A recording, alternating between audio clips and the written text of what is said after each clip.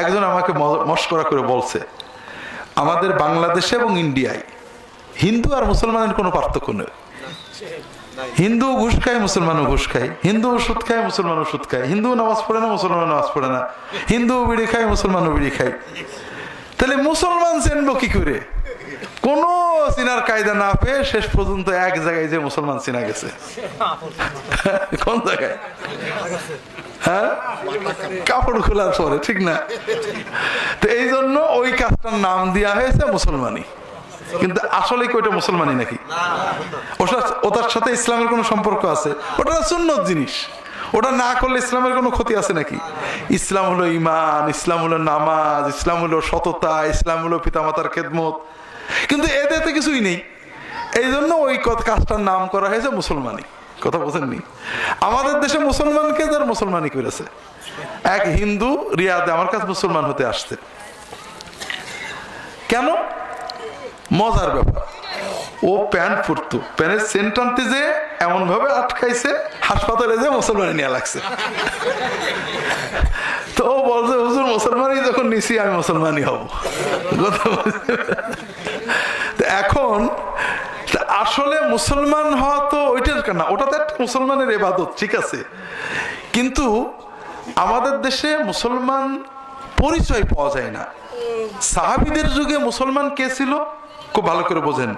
যে ব্যক্তি 5 ওয়াক্ত নামাজ জামাতে পড়ে সে হলো মুসলমান, আর যে ব্যক্তি নামাজ পড়ে কিন্তু ঘরে পড়ে সে মুনাফিক মুসলমান, আর যে নামাজ পড়ে না সে কাফের। কিন্তু আমরা জামাতের গুরুত্ব বুঝি না ভাই। সারা রাত তাহাজ্জুদ পড়ার চেয়ে জামাতে নামাজ পড়া অনেক গুরুত্ব। আল্লাহ রাসূল সাল্লাল্লাহু আলাইহি ওয়াসাল্লাম বলছেন, কেউ যদি ইশার নামাজটা জামাতে পড়ে আর ফজরের নামাজ জামাতে পড়ে সারা রাত তাহাজ্জুদের সওয়াব পাবে। কাজেই ভাইরা, জামাতে নামাজ ছাড়বেন না। অনেকে বলে জমকের পিছনে নামাজ হয় না, তমকের ও ভালো ইমাম না। জামাতে নামাজ পড়া আমার জন্য ওয়াজিব। ওই ইমামের গুনাহতে আমার কিছু হবে না। ইমাম খারাপ হলে গুনাহ হবে মসজিদ কমিটির, সভাপতির, সেক্রেটারির। আমি সাধারণ মুসল্লি, আমার জন্য ওয়াজিব দায়িত্ব জামাতে নামাজ পড়া। কাজেই জামাতে নামাজ পড়বেন, জামাত যেন মিস না হয়। যদি কোথাও মাঠে ঘাটে থাকেন, ওই 2-3 জনে মিলেই জামাত করবেন, এটাতেও কিন্তু জামাতের সওয়াব পেয়ে যাবেন। একা পড়বেন না। লুঙ্গি পরে, টুপি মাথায় দিয়ে, গেঞ্জি গায়ে দিয়ে, হাঁটু সমান কাপড় পরে, কাদা সহ অজু করে ওই মাঠে 3 জনে দাঁড়িয়েই জামাতে নামাজ পড়বেন। কথা কি বুঝতে পেরেছে? জামাত ছাড়া যেন এক ওয়াক্ত নামাজও না হয়।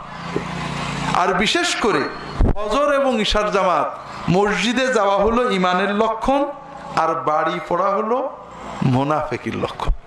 রাসূলুল্লাহ সাল্লাল্লাহু আলাইহি ওয়াসাল্লাম বলছেন, আফকালুস সালাতি আলাল মুনাফিকিন আল আতামাতা ওয়াস সুবহ।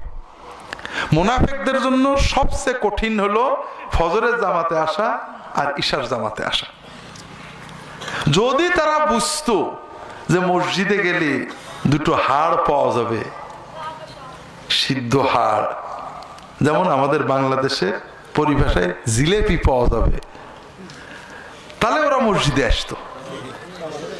কিন্তু আল্লাহ যে এত সওয়াব দেবে এই চিন্তায় মসজিদে আসে না। কথা বোঝেননি? যদি ছেলে ফেলে শোনে জিলেপি আছে, ঠিকই মসজিদে যায়, কিন্তু আল্লাহ যে কত সওয়াব দেবে, কত খুশি হবে, কত বরকত দেবে, কত উন্নতি দেবে, এই চিন্তাটা মনে থাকে না। আর ইমানদারের চিন্তা থাকে, আমার জিলেপির দরকার কি, আমার আল্লাহ খুশি হবে, আমার বরকত দেবে, দোয়া কবুল করবে, এই চিন্তা নিয়ে জামাতে নামাজে যেতে হয়, ঠিক না ভাই?